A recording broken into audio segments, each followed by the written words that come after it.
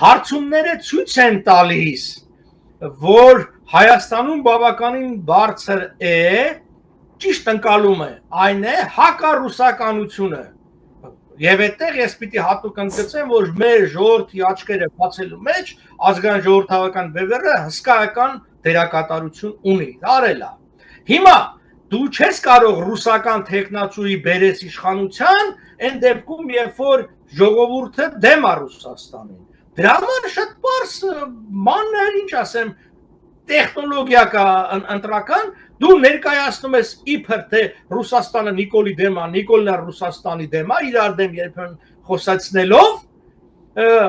որպեսզի հենց ժողովուրդը ելնելով այդ հակառուսականությունից Նիկոլին այդ բանը տա աջակցությունը։ Հիմա ինչի Կալասը բացահայտորեն հայտարարեց այդ 12 միլիոնի մասին եւ այլն։ Ի վերջո կարելի չէ այդ փողը, եթե խնդիր այդ փողի մասին է եւ իսկապես ռուսների դեմ պայքարելու, հանգիստ տայն առանց աղմուկի, այդ նման փողեր են տվել Հայաստանին։ Հարյուրավոր միլիոններ են տվել առանց աղմուկի։ Չէ, հենց ամբողջ սրա իմաստը դրա մեջ է։ Երկու քայլ էր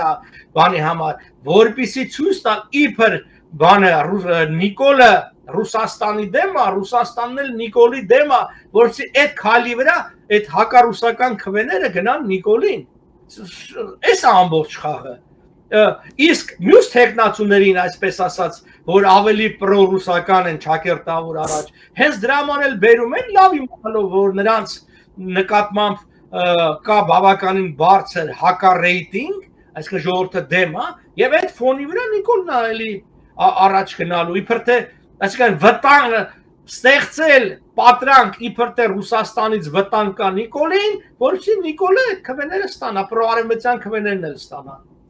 Պարոն Պապյան, իսկ ինչ ժողովրդավարության ամրապնդման մասին է խոսքը, որին էլ աջակցում է Եվրամիությունը։ Լավ, այդ կառույցներում նստած որևէ պաշտոնյա չի տեսնում, որ Նիկոլ Փաշինյանը դարել է բռնապետ, այդ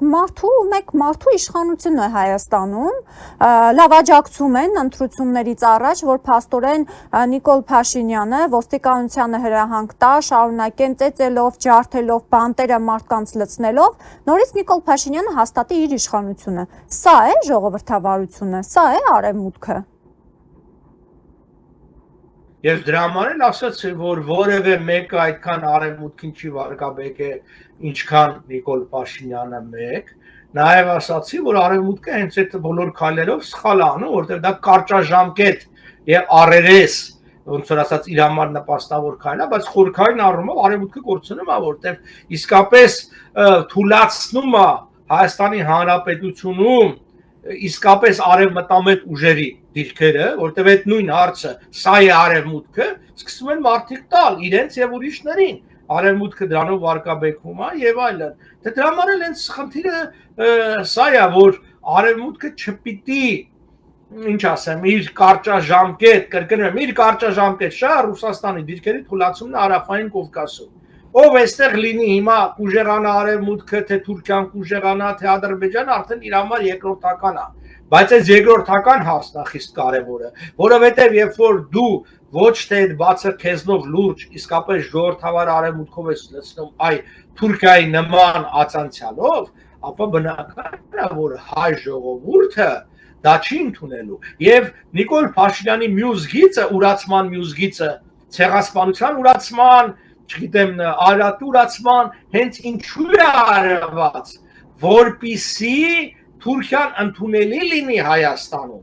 Եվ ԿՊԱ-ականներ ուղղակի հայտարարում են, չէ, որ ուզեք թե չուզեք թուրքերը գալու են, ուզեք թե չուզեք մենք սա անելու են, որտեղ իրենք այո ապավինում են կոշին, ոչ ժողովրդավար եւ բռնատիրական։ Եվ ի դեպ դրա մասին ոչ միայն մենք այստեղ ենք բարձրաձայնում, այլ նաև մեր հանդիպումների ժամանակ արևմտյան մեր գործընկերների հետ, ինչպես նաև բազմաթիվ անգամներ արևմտյան ազդեցիկ թերթերում ինքներդ հետևած կլնեք հրապարակումներ ենք արել, որտեղ հստակ մեղադրվել է արևմուտքին իր սխալ քաղաքականություն անելու համար։